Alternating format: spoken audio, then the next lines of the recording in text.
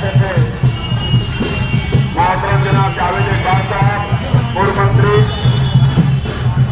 आज समाजवादी पार्टी में शामिल हुए प्रथम आगमन पर हम लोग के बीच में आ रहे हैं। सभी साथी कोई साथी मंच की तरफ नहीं आएंगे। इसलिए सम्मानित साथियों का अनुरोध है कि कोई साथी मंच पर मीडिया के साथियों को छोड़कर कोई साथी मंच की तरफ नहीं आएंगे। व्यवस्था में आप व्यवस्था बनाए रहिए। साथी वही सब रुकिए, वही सब रुकेंगे।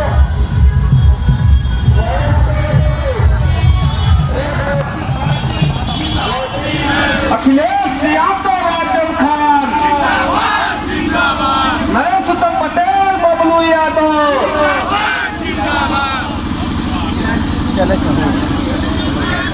आप लोग पीछे हो जाइएगा, गाड़ी आगे चलेगी।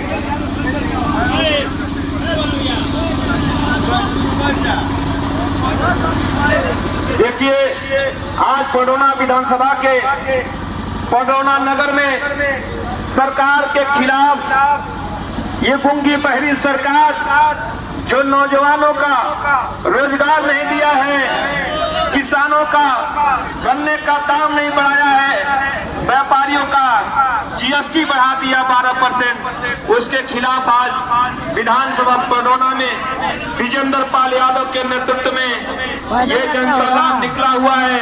हम आप सभी सम्मानित जनता से, व्यापारी साथियों से निवेदन करना चाहते हैं कि आने वाले 2022 में जिसने आपके बेटे की पढ़ाई की सुविधा समाप्त कर दिया, जिसने आपकी दवाई की सुविधा समाप्त कर दिया, उसके खिलाफ आज जनता लाभ उतरा हुआ है। हम आप सभी सम्मानित जनता से, इनकलाबी नौजवान साथियों, समाजवादी मित्रों से कहना चाहते हैं कि आपने जो ये हुंकार भरने का काम किया है, ये संदेश पूरे उत्तर प्रदेश के कोने कोने तक जाएगा। इस कुशीनगर पूर्वांचल का आखिरी जिला है और ये आखिरी जिला ये संदेश आपको भेजेगा। इस संदेश के माध्यम से इस गूंगी बहरी सरकार को उखाड़ फेंकने के लिए हम लोग एकत्रित हुए हैं। यहाँ पे आप आ जाइएगा तो फोन करेंगे, नंबर ये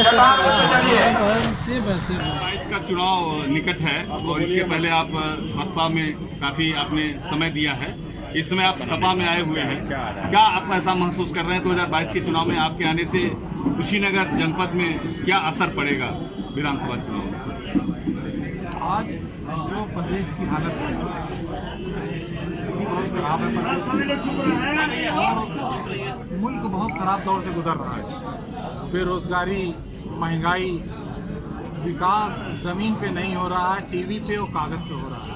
मगर इन तमाम परिस्थितियों के साथ साथ सबसे ज़्यादा ज़रूरी है नागरिकता बिल, सिटीजन बिल। आज इस मुल्क के अंदर अल्पसंख्यक की, बैकवर्ड की और दलित समाज के जो वीकर सेक्शन के लोग हैं, उनके सामने ये बिल जिस वक्त लागू हो जाएगा, लागू तो हो गया है, उसको सिर्फ अमल में लाना है। अगर वो अमल में आ गया तो इस मुल्क में बहुत बड़ी परेशानी आ जाएगी। लगभग वीकर सेक्शन का 25 से 27% लोग बेबस हो जाएंगे, रहने की जगह नहीं पाएंगे। वो अब ये साबित ही नहीं कर पाएंगे वो कि हम इस देश में पैदा हुए, हम यहाँ के नागरिक हैं, वो साबित नहीं कर पाएंगे। इस वजह से उस लड़ाई को लड़ने के लिए आज पूरे देश के अंदर अगर कोई एक अजीम शान शख्सियत है तो वो है अखिलेश यादव जी।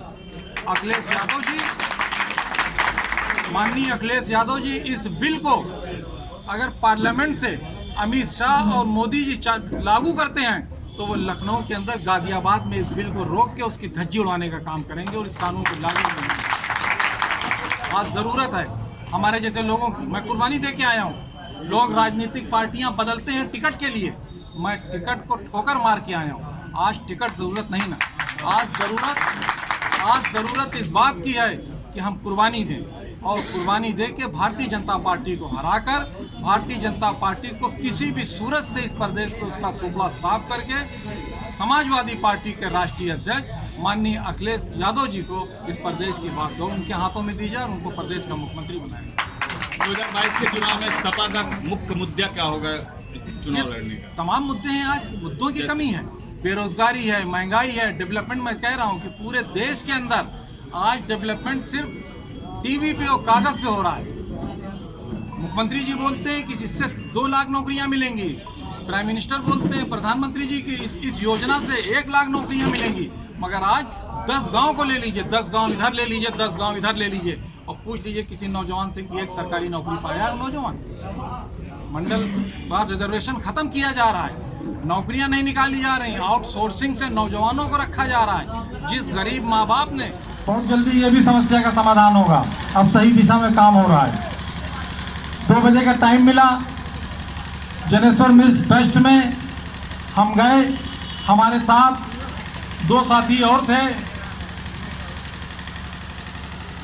राम अवध जी एमएलसी साहब की तरह वो भी 2 साथी थे। हमको इस पार्टी में लाने के लिए वो पहले से बैठे थे। मैंने समय मांगा, समाजवादी पार्टी के राष्ट्रीय अध्यक्ष मोहतरम जनाब अखिलेश यादव जी ने हमको समय देने की बात कही और कहा उसमें आप किस तरह से करेंगे, कैसे पार्टी ज्वाइन करेंगे। तो मैंने बहुत ईमानदारी से उनसे कहा कि हम आपको अपनी ताकत दिखाने नहीं आए हैं, अगर हम इस लायक होते तो पटरौना के अंदर जिले पे हम विधानसभा का पर्चा भर के हम विधायक होने का काम करते। हम इस लायक नहीं हैं, हमको आपकी ताकत की जरूरत है। जब हम आपकी ताकत पाएंगे तब हम तमाम कुशीनगर के साथियों को, जिनको आप प्रत्याशी बनाने का काम करेंगे, उनको लखनऊ भेजने का हम लोग काम करेंगे। इसलिए हम अपने साथियों के साथ पटरौना कुशीनगर जिले के अंदर हम पार्टी में तमाम साथियों के साथ हम कार्यालय जाएंगे, वहां साथियों से मिलेंगे और उसके साथ साथ बाद में आप हमको 2 मिनट हमारे समाज के लोगों को दे दीजिएगा, ताकि समाज के अंदर जो सामाजिक समस्या है वो हम आपको बताने की कोशिश करें, आपको अवगत कराने की कोशिश करें। साथियों, आज मुल्क बहुत खराब दौर से गुजर रहा है। महंगाई है, बेरोजगारी है, फसलों की सही कीमत नहीं मिल रही है और सबसे बड़ी खतरनाक काम जो हुआ है, जो कृषि बिल आया था साथियों, वो तो किसानों ने आंदोलन करके वापस करा लिया है। अब बाकी आंदोलन समाजवादी पार्टी के नौजवान कार्यकर्ताओं को करना है और वो आंदोलन करके इस लुटेरी सरकार को, इस भारतीय जनता पार्टी की सरकार को साथियों उखाड़ फेंकने का काम करना है। आज विकास का काम नहीं हो रहा है, सड़कों की बुरी हालत है। चीनी मिल का सभी ने वादा किया, विधानसभा के चुनाव लड़ने से लेकर इस देश के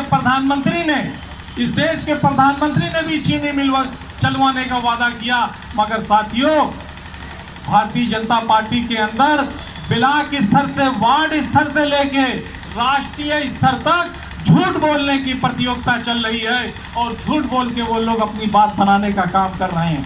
इन तमाम परिस्थितियों में हालात बहुत खराब हैं, मुल्क बहुत खराब दौर से गुजर रहा है और हमारी बहुजन समाज पार्टी, उस वक्त की बहुजन समाज पार्टी खामोश बैठी थी। हम अक्सर बहन जी से कहा करते थे कि बहन जी हम लोगों को संघर्ष करने की